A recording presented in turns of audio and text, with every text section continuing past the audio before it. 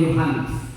Sesudah sarapan, Yesus berkata kepada Simon Petrus, "Simon anak Yohanes, apakah engkau mengasihi aku?" Yesus tidak menyebutkan dengan nama yang pernah dilekatkan kepada Petrus. "Engkau Simon Petrus." Yesus sudah berkata bahwa di atas namamu itu, Petrus, batu karang, aku akan memberikan jemaat. Yesus menyampaikan kepadanya dengan sebutan secara lahiriah kepadanya, "Simon anak Yohanes." Simon anak Yohanes menunjukkan tentang identitas daripada Simon Petrus. Dari mana dia terlahir dan apa yang sedang dia perbuat.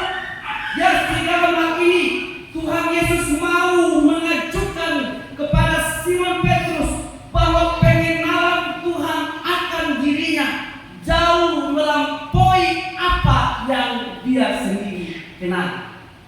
Bapak Ibu Saudara, dalam kehidupan kita ada hal-hal yang kita ketahui dan orang lain tidak ketahui. Ada juga hal-hal yang diketahui oleh orang lain, tetapi kita sendiri tidak mengetahui. Ada hal-hal yang kita tidak tahu dan orang lain juga tidak tahu, dan hanya Tuhan yang tahu. Kapan kita mati, dengan siapa kita menikah, kapan kita lahir, siapa orang tua kita. Saudara, kita tahu bahwa Simon telah melakukan satu perlawanan terhadap Tuhan dan hati nurani. Dalam memberikan jawab kepada Tuhan juga Simon termasuk yang paling cepat. Dia katakan bahwa engkau adalah Mesias, anak Allah yang hidup. Kemudian ketika Yesus berbicara bahwa aku akan ditangkap dan kemudian mereka akan lari, dia juga berbicara dengan lantang bahwa walaupun semua teman-temannya itu pergi meninggalkan Kristus, aku tetap ada. Tetapi Yesus pun menegur dia, "Simon, lihat iblis, karena dia sedang menanti engkau." Jadi bagaimana Yesus memfokuskan pada panggilan tentang Simon? Saudara-saudara, dia berkata, "Simon anak Yohanes, apakah engkau mengasihi aku lebih daripada mereka ini?" Jawab Petrus kepadanya, "Benar Tuhan, engkau tahu bahwa aku mengasihi engkau." Kata Yesus kepadanya, "Gembalakanlah domba-domba." Pertanyaan daripada Tuhan Yesus mau menunjukkan kepada Simon, apakah engkau mengasihi aku ini lebih daripada orang tuamu, lebih daripada saudara-saudaramu yang lain, lebih dari segalanya? Simon menjawabnya, "Aku mengasihi engkau. Aku mengasihi engkau." Tetapi yang dimaksudkan oleh Simon dengan satu pernyataan dirinya bahwa kita adalah sama-sama orang-orang Yahudi. Sudah sekian lama aku mengikuti engkau sebagai orang-orang yang sedarah. Tentu aku mengasihi engkau. Kasih yang didambakan oleh Petrus adalah kasih pria yang begitu mengandalkan suatu perkumpulan persaudaraan, oleh karena kehidupan mereka berada dalam satu garis keturunan sebagai anak-anak Abraham, sebagai anak-anak Yakub. Nah, apakah kasih itu yang diinginkan oleh Allah pada Simon Petrus? Tetapi dengan demikian Yesus tetap memberitakan kepadanya bahwa gembalakanlah domba-domba. Maka pertanyaan yang kedua pun juga disampaikan Tuhan kepada Petrus. Kata Yesus kepadanya untuk kedua kalinya, "Simon anak Yohanes, apakah engkau mengasihi aku?" Yesus kembali bertanya, tetapi penekanannya bukan lagi kepada saudara-saudaranya, rekan-rekan, tapi Yesus bertanya bahwa ketika penampakan yang sudah Yesus sampaikan, yang Yesus sudah nyatakan kepada para murid-muridnya, toh juga Simon Petrus masih memimpin teman-temannya kepada pekerjaan. Dia masih mencintai saudara-saudara yang ada di sekitarnya. Maka dia menyampaikan kepada Petrus, "Apakah engkau mengasihi aku?" Yang dapat saya sampaikan bahwa apakah engkau mengasihi aku melebihi pekerjaanmu itu? Apakah engkau mengasihi aku melebihi teman-teman yang ada di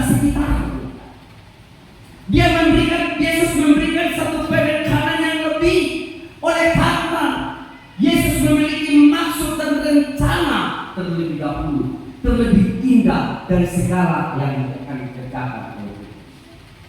Sebagai seorang pencari ikan, dia memiliki strategi yang baik dalam menangkap ikan. Sebagai seorang pemimpin dari rekan-rekannya, dia juga tentu adalah seorang pemimpin yang baik. Sebagai seorang nelayan, dia juga tentu adalah seorang penjual ikan yang baik. Sebagai seorang pengusaha, dia juga tentu memiliki usaha yang sukses, yang berhasil, yang dapat mencukupkan akan keluarganya, bahkan orang-orang yang ada di sekitarnya. Dan Yesus bertanya kepada Petrus, apakah engkau mengasihi aku melebihi daripada semua yang telah kau miliki? Bapak Ibu sidang jemaat yang dikasihi oleh Tuhan kita Yesus Kristus, pertanyaan pertama dan pertanyaan kedua sering sekali bergelora dalam hidup ini ketika tatkala kita berbicara tentang kasih. Kasih yang kita kedepankan, terkadang kita melihat tentang hubungan kita dengan orang-orang yang ada di sekitar kita, dengan saudara sekandung, ya kita mengasihi. Tentu juga kita mulai keluar lagi dari wilayah kita, dengan sahabat-sahabat kita, dengan pekerjaan kita. Kecintaan itu terkadang melampaui kecintaan kita kepada Allah. Betul? Kecintaan itu terkadang juga mengabaikan akan apa yang menjadi prinsip di dalam hidup kita. Oleh karena itu, saudara-saudara, kepada orang-orang Kristen yang ada di Roma, Rasul Paulus dengan tegas dia katakan, kasih jangan pura-pura, jauhkan kejahatan yang baik, dan hendaklah engkau mengasihi sebagai saudara dan saling mendahului, dan kemudian hendaklah kerajinan menjaga kendor bersukacita. Di tanah rantau itu, saudara-saudara, orang-orang Kristen, orang-orang Yahudi diaspora yang tersebar di wilayah Roma mengalami berbagai macam ketertekanan, dan bahkan juga ada persaingan dalam hal kepercayaan juga, dalam hal ekonomi juga, sehingga terkadang mereka itu saling menggigit satu dengan yang lain. Ya, mereka saling cut satu dengan yang lain. Terjadi karena mereka adalah para pedagang juga.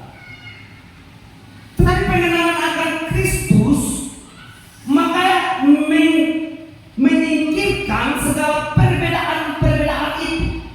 Kasih itu bukan lagi dilandaskan kepada persamaan dalam pertalian darah. Kasih itu juga bukan dilandaskan kepada persahabatan dan pertemanan, tetapi kasih itu dia harus lebih dari itu. Dia harus berlandaskan kepada apa? Berdasarkan kepada Allah, karena Allah itu adalah kasih. Dia berlandaskan pada itu, sehingga segala sesuatu yang didasarkan dengan Allah, maka tolak ukurnya adalah pada Allah, bukan pada pandangan.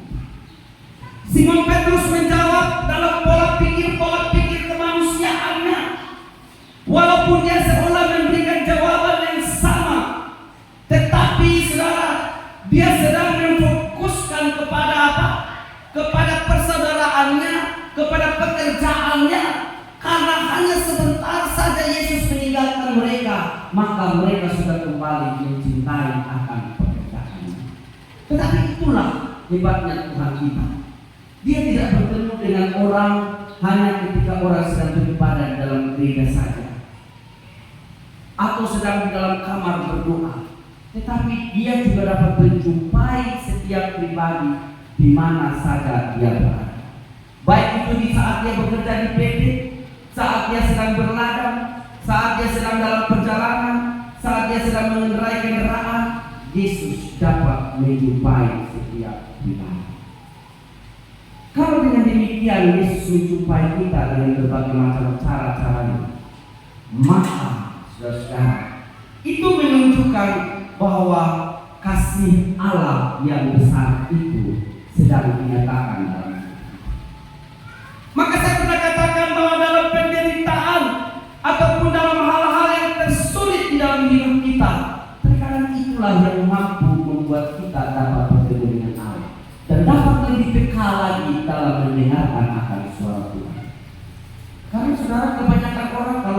dalam situasi yang sukses, harta, perkasa, gelang gemilang. Sebagaimana Yesus katakan, ketika engkau masih muda, maka engkau dapat pergi kemana saja sesuka hatimu. Tapi ketika engkau sudah tua, maka engkau akan datang dan menyerahkan diri, dan kemudian orang akan membawa ke tempat di mana engkau tidak senang. Kita semua pernah muda, betul? Kalau kita pernah muda, pasti kita lebih suka kemudahan kita digunakan untuk hal yang foya-foya. Ya betul ya? Joget-joget, apalagi minum sagu, minum tua, mabuk-mabuk, joget-joget, wah enak sekali. Tetapi dalam masa-masa itu juga Tuhan juga sedang mengamati. Dan ada saatnya juga nanti Tuhan akan bertanya kepada kita secara pribadi, apakah engkau mengasihi aku? Dan itu terkadang dinyatakan secara berulang-ulang untuk menunjukkan atau untuk mau menyatakan bagaimana komitmen kehidupan kita dalam perjalanan beriring bersama dengan Allah. Saudara, apa yang dikatakan Tuhan selanjutnya kepada Simon Petrus? Ayat yang ke-17, kata Yesus kepadanya untuk ketiga kalinya, Simon anak Yohanes, apakah engkau mengasihi aku? Yesus bertanya tentang kasih ini, menunjukkan tentang satu relasi yang baik, bahwa kasih yang sebagaimana aku mengasihi engkau. Aku mengasihi engkau di mana aku telah memberikan nyawaku bagi tebusan banyak orang, bagi engkau, bagi bangsamu, bagi keluargamu, bagi seluruh isi dunia. Aku telah memberikan itu. Maka inilah yang kita sebut sebagai kasih agape. Kasih yang tidak pernah menuntut balasan. Kasih bukan hanya oleh karena pertalian darah. Kasih bukan oleh karena hubungan dalam keakraban, tetapi sesungguhnya kasih yang bagaimana Allah telah berikan. Berarti kasih itu apa? Itulah kasih yang tidak menuntut balas. Kalaupun Allah telah memberikan kasih yang tidak menuntut balas, Allah tidak meminta lebih daripada itu. Maka sekiranya itu juga yang harus Simon Petrus dapat berbuat. Dengan mengesampingkan akan saudara kandungnya, dengan mengesampingkan pekerjaan-pekerjaannya, dengan mengesampingkan semua sahabat-sahabatnya, demi siapa? Demi Tuhan Yesus. Oh haleluya.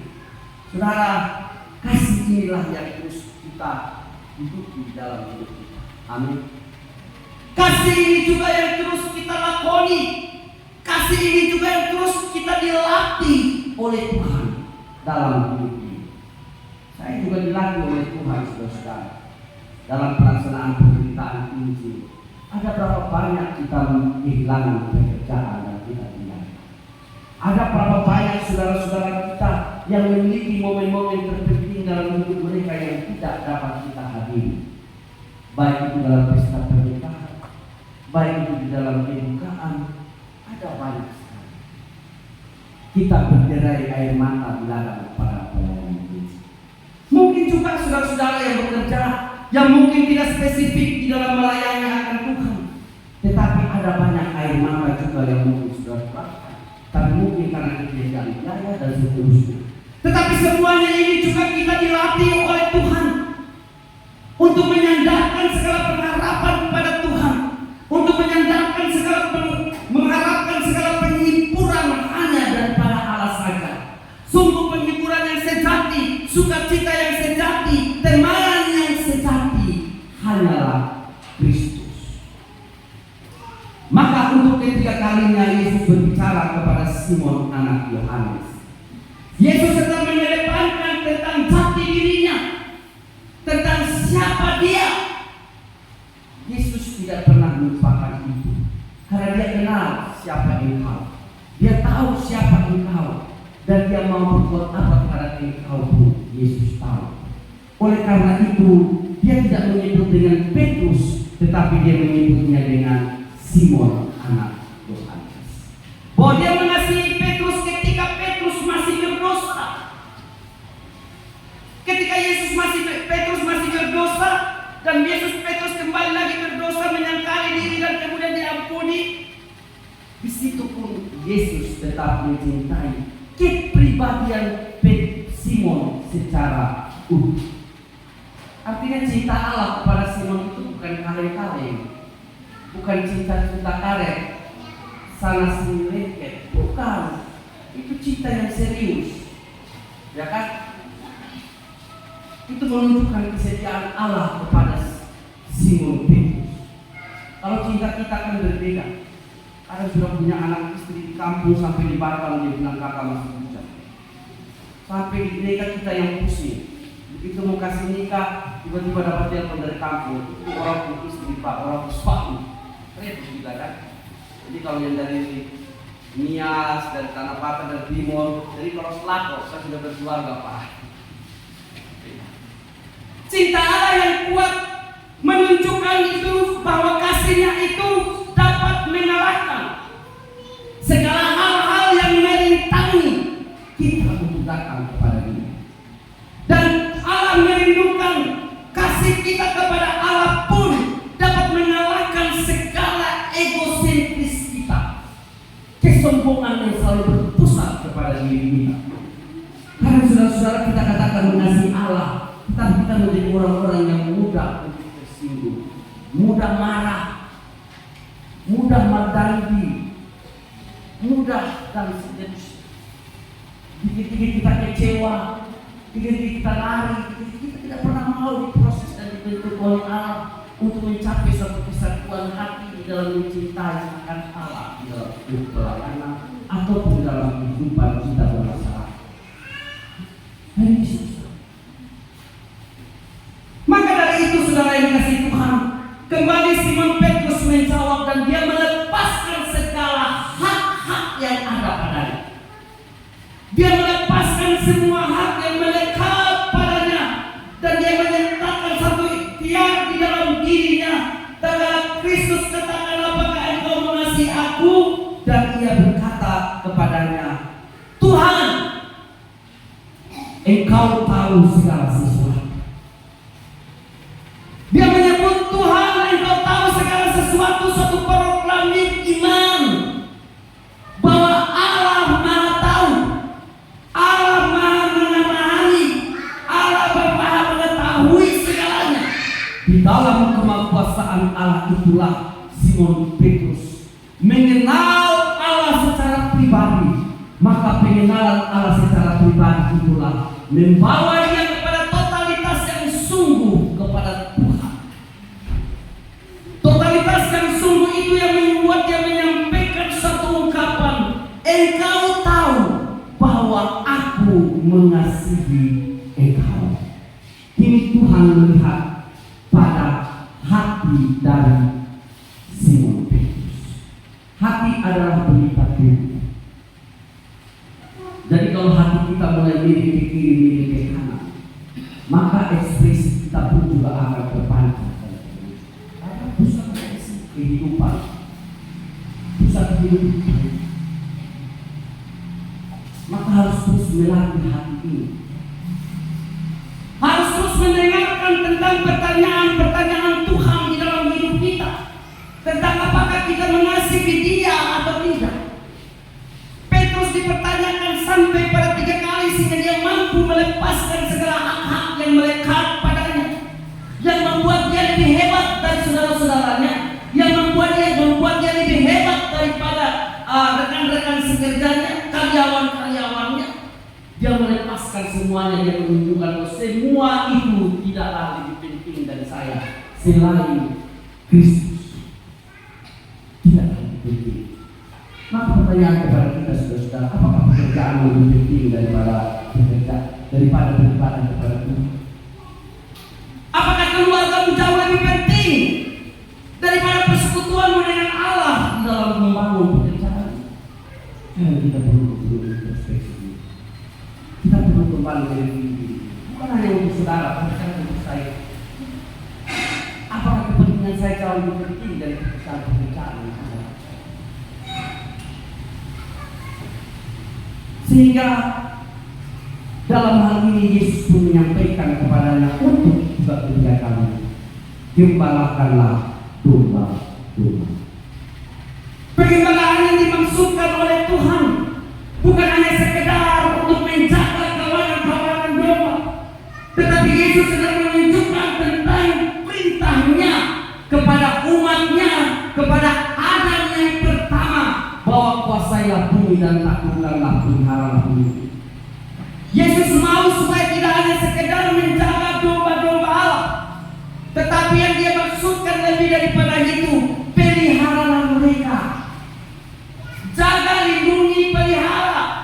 Ini berat, sudah. Berat. Karena hari ini adalah berat, maka Yesus membutuhkan satu komitmen yang lebih daripada Simon Petrus, supaya dia menganggap bahwa apa yang dimilikinya tidak sebagai milik yang harus dipertahankan, sebagaimana Kristus telah melepaskan hak kesurgawiannya sebagai Allah, dan dia menanggapkan menjadi kosong dan bahkan mengambil rupa sebagai seorang manusia, dan bahkan menerima kutuk dan disalibkan.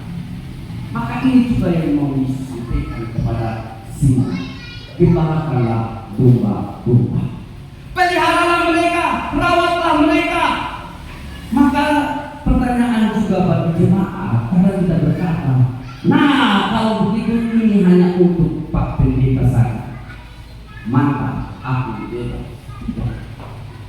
Tetapi saudara yang dikasihi Tuhan, sebagai orang yang telah dipanggil oleh Allah, maka kita juga mewarisi akan keimaman itu. Sebagai imamat yang rajani, bangsa yang kudus, memiliki tugas rasuli, mewarisi tugas pastoral di dalam kehidupan kita, yaitu sebagai suami di tengah-tengah keluarganya, sebagai istri di tengah-tengah keluarganya, sebagai anak di tengah-tengah keluarganya. Masing-masing kita memiliki tugas dan panggilan itu untuk merawat, untuk menjaga, untuk menyembalakan akan setiap domba-domba, menjaga akan setiap kawanan yang dipercayakan oleh Allah, dan itulah keluarga. Saudara-saudara, tak kalah kita mencintai Allah lebih dari segalanya, maka kita juga akan mampu memprioritaskan segalanya bagi Dia dan untuk Dia.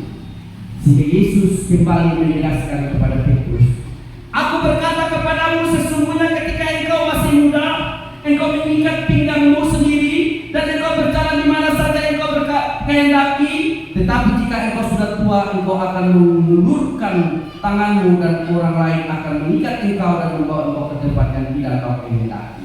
Dalam hal ini dikatakannya untuk menyatakan bagaimana Petrus akan mati dan memuliakan Allah. Sesudah mengatakan demikian, ia berkata kepada Petrus, ibunya. Yohanes menyampaikan, mendeskripsikan tentang perjalanan Rasul Petrus dengan mengakhirinya tentang Petrus harus ikut Yesus. Dengan demikian, saudara, segala pertanyaan itu juga kita tujukan kepada kita. Apakah kasih kita kepada Allah dapat mengalahkan segalanya? Dapat membuat kita menanggalkan segala hak-hak kita yang melekat dan membawa segalanya kepada Dia? Maka dengan demikian, biarlah seperti yang dikatakan oleh Rasul Paulus kepada orang-orang yang ada di Roma, bersukacitalah dalam pengharapan, sabarlah dalam kesesakan, dan bertekunlah dalam doa. Cinta kita kepada Allah tidaklah sempurna, tapi biarlah cinta kita kepada Allah terus mengalami proses demi proses, semakin hari semakin menanggalkan segala hak yang melekat kepada kita, dan kemudian membawa kewajiban-kewajiban, mengerjakan segala kewajiban-kewajiban kita kepada Allah. Dengan demikian, pengiringan kepada Kristus